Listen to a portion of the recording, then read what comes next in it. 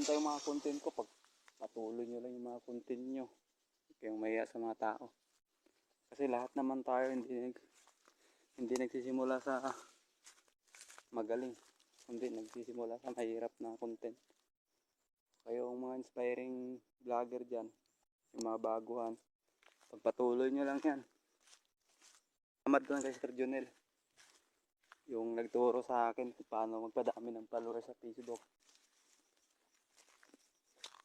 Sa mga inspiring new vlogger dyan, creator, bisitahin nyo yung page ni Sir Jonel. Maganda yun. Saka yung sa Koreanang Hilas. Ay, bisitahin yan. Madaming matutunan sa kanila.